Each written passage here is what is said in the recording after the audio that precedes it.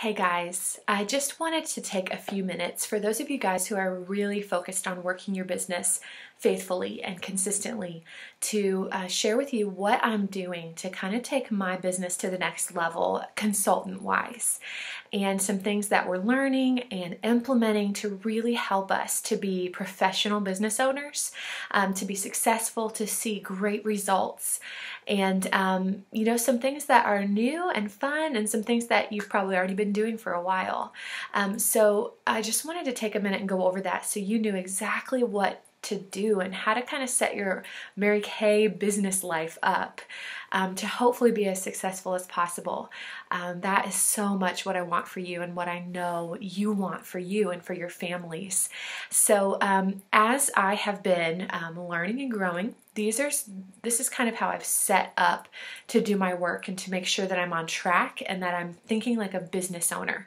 That's a key thing that I think we miss sometimes is in Mary Kay, we're our own business owner and we can, we're our own boss, but we're also a CEO of a company, and we are paid by our ability to think like a business owner, to run our show like a CEO and a CFO.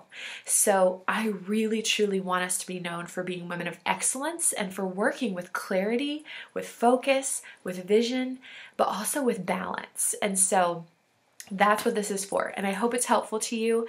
It is not to tell you you have to do everything exactly like I do or that my way is always right. It's more to give you some clear ideas, some places to start that then you can develop from there your own groove, your own, desired mode of operating. But I know that we have to start somewhere, and so I am experiencing some great success and feeling very good about my work and good about my playtime. And so I wanted to share that with you and help you just to walk on that journey. So it's going to embody several different things, but my goal is to just explain some of the key facets through my week and my month and my day that you can begin to work on. So first off, when you look at a month, I try to sit down and as I plan my month, look at overall just big picture, travel times, big events going on, seeing if there's any shift I need to do to my typical routine. Say we're going to be on vacation, so hey, I actually need to do an appointment on this day that I don't normally do, but we're going to be gone for a week after that on vacation or whatever. So I take a good look at that, and then I really operate for the most part a week at a time and 2 weeks at a time with my bookings. So I'm keeping an eye on 2 weeks for bookings, but with my day schedule, I'm doing that about a week at a time. So on Sundays, I look at the week ahead and I just kind of go, okay, where and when am I going to work? What are the extra things we have going on? Where's my date night with my husband? Where's my mommy time, gym time? And a lot of that gets into a routine. You typically go to the gym at the same time week to week, but are there any abnormal days? Are there things going to change my schedule or be out of whack? Looking ahead and knowing for the week ahead, oh gosh, Wednesday I'm going here, so I'm not going to be able to do that or that or that. Okay, I can move things around and it doesn't hit me like a ton of bricks on the day of and send me into crazy mode as it used to. So I look at the week and I just kind of plan out where in the week am I going to do my 4-hour plan each day. So Monday, all right, as of now, I'm going to book here, I'm going to coach here, I'm going to share here, and then do customer service here. And I plot those times, and then, okay, I'm going to work with my unit at this time. So I've got this many hours, and boom, boom, boom, here it is. Okay, great. Tuesday, and I look at the same. Wednesday. So every day isn't the same, but I've got the same basic things that I'm trying to accomplish. 1 hour of booking, 1 hour of coaching, 1 hour of sharing, and 1 hour of customer service. If you're doing the 4-hour plan half, then it would be 30 minutes of each. Or if you're really, really in a part-time place, hobby time place, maybe 15 minutes of each. The key is that you have those 4 quadrants planned in each day, 5 days a week. that's where the magic happens. And so I try to plan that out as an overview that week and just get a good feel and see if I'm going to run into any problems. And that has really helped me be much more organized during my week. And it helps me prepare for the busy days, and I'm aware of it. And so I'm not thrown off so easily or feeling like, oh my gosh, I didn't get anything done. Because that's not a good place to be. It's not a good place to feel. So I'm doing that, and then with each night before I go to bed, I'm just taking a look at the next day, and I literally have on my calendar showering, quiet time, going to the gym, when is mommy time, I literally have all of that on there, lunch break, because I need to know that my time is allocated, and I know how quickly I can lose time, or I get up and I'm starting slow and then I realize, oh my word, I can't exercise because now I have to shower because I wasn't prepared. So the night before, I just plan out half an hour at a time, what's going on tomorrow, where am I going to fit my blocks of time. And it's been so helpful. And the cool thing is, if I have like a random window, like half an hour or 15 minutes, I'll take part of one of my like hours of booking or something, and I'll insert it there, and I'll be like, okay, I'm going to do 15 minutes of booking right there. And then I know, take my profile cards with me, or grab my phone rather than surfing Facebook or something during that little window. And then later, I only have 45 minutes left to do. So it's really been fun for me and empowering to feel like I genuinely own my time. I genuinely have the say of what I'm doing, when and how and where, and I'm loving it.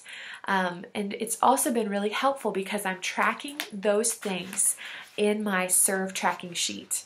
And so, as you look here, I'll just pull one up from October, and you look at the tracking sheet.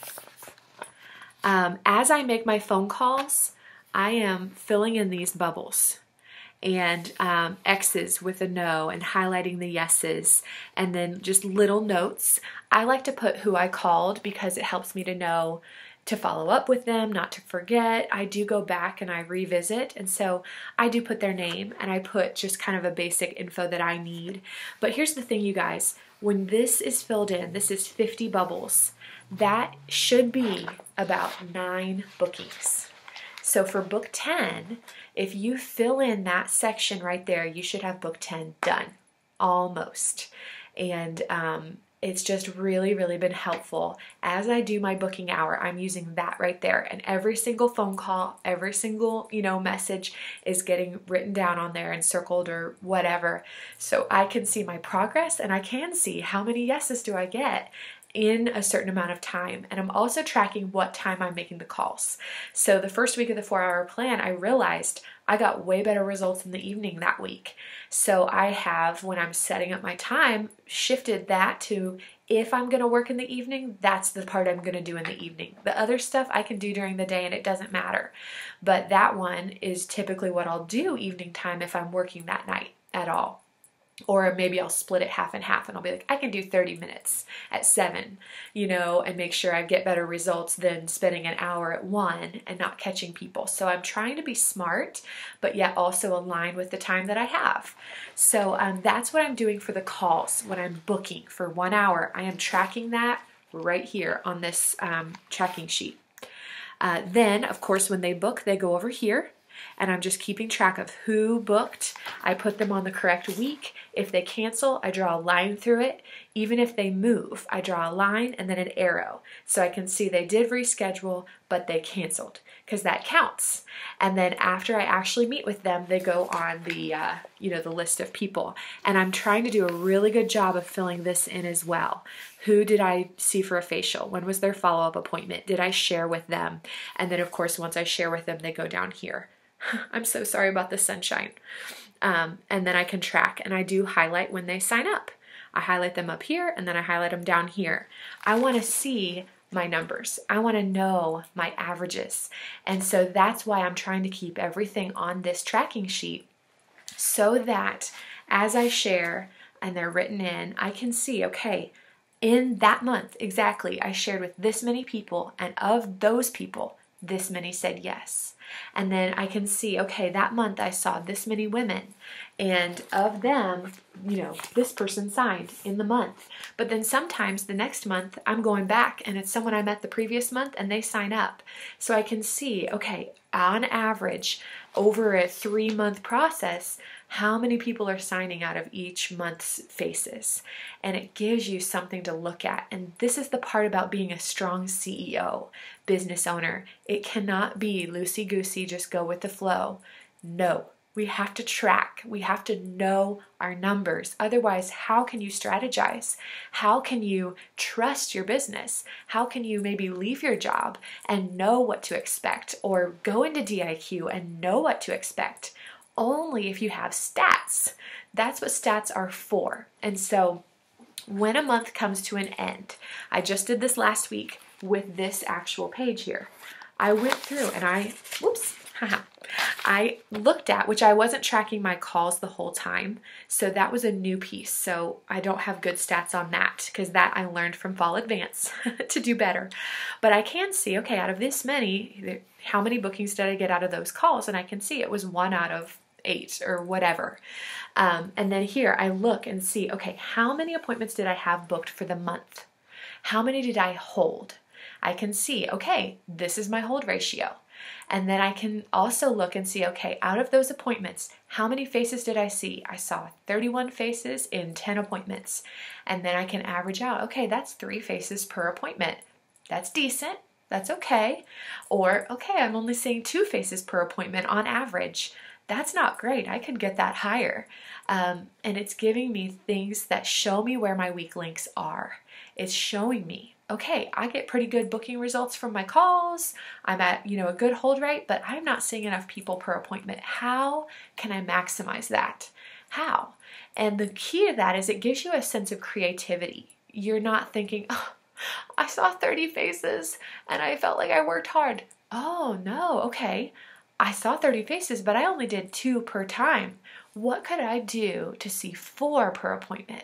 How could I help the hostess have more guests? Or what could I do to help the guests to hold? Or, it just puts you in a creative place of mind when you see your stats.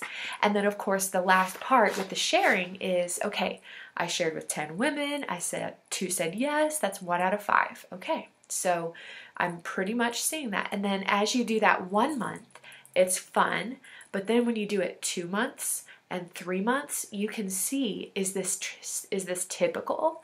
Was this a normal month for me, or did I get better results than normal, or did I get worse results than normal?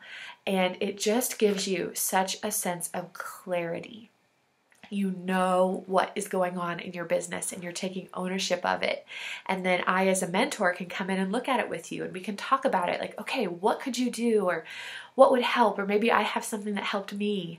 But this tracking sheet has become my best friend and I'm loving it. And I enjoy filling it out because I know when I get to the end of the month, it's going to show me what happened. And whether I'm happy or discouraged, I can see the facts. So that has been really helpful. And then the other thing that I've done is picked with my specific key behaviors. I've got a couple things that are key behaviors for me every day. The 4-hour plan is one. Doing a mental bath is another. And then I have some personal ones as well. Just 4 things that I really want to be faithful to each day that I know will be helpful to me, and it's something I can do every day. And so I then have a tracking sheet for that. And I have it broken into, each day of the month, and then each day is in quadrants, 4 quadrants, so that I can mark in with my special shorthand that I've designed if I was faithful to do the 4-hour plan, if I was faithful to do this, to do that. And it just gives me a place for that daily accountability. And I can see each day, am I doing the things I need to do? And so at night, when I plan out the next day, I just grab my book and I just update it. I update my serve tracking sheet. If I saw some faces or did a chat, I update my daily accountability for my key behaviors. And it has given me just so much of a sense of power in what I'm doing with my time, what I'm doing in my business, and the results that I'm getting. And guess what? My confidence is increasing. I don't feel confused and hazy, or I don't feel like, I'm gonna do my best, but we'll see. Don't have that sense, because I know typically this is about what's going to happen, and this is what I'm doing to get better results. Let's see if it works. So that is a little bit about what I have incorporated into my life and my time and how I'm handling what I do with my business. The last thing I just wanted to encourage you with was the mental bath. I've always been good about, plugging into things, but being very specific about doing a mental bath each day has been really helpful. And that, as you know, hopefully, is just a booking a day, making sure that that's done, which with my booking hour, obviously, that typically happens. Saying my affirmation out loud with a sense of connection to it, whether you use the one that I've posted recently or you write your own. I'm just speaking truth of who I want to be and the woman that God has made me out loud. And then plugging into some kind of technology for training, whether it's a video on Mary Kay in Touch, in the Silver Wings section, a CD, something that's just helping me stay encouraged and stay positive, and then a hotline of calling the $1 Million Message and just hearing a little bit of that. And I tell you what, it has been so helpful, because I'm just like you guys. I have things in my life where I start to feel like a downward spiral of fear or negativity or uncertainty or disillusionment or whatever. And I can go down just like you can. I can have a day where suddenly everything's a mess and I don't even know what I'm doing. But by mentally checking those things off and by doing the affirmation and plugging into training, it really does shift my mind to a more of a problem solver mode, or more of a hope, or just hearing someone else's story of victory reminds me that I can have that too. And it's been really powerful. So I just want to encourage you guys right now in your business, own it. Own your success by tracking and planning and working your plan. Numbers do not lie. People will disappoint you. People will let you down here and there, but numbers won't. And what we can control is what we do, how we plan, and how we track. And those are the things that move the needle in your business. I promise. I promise. I promise. Those who sow sparingly will reap sparingly. Those who sow plentifully will reap plentifully. I want you to reap plentifully and enjoy the huge harvest that Mary Kay offers to anyone who is willing to do the work to get it.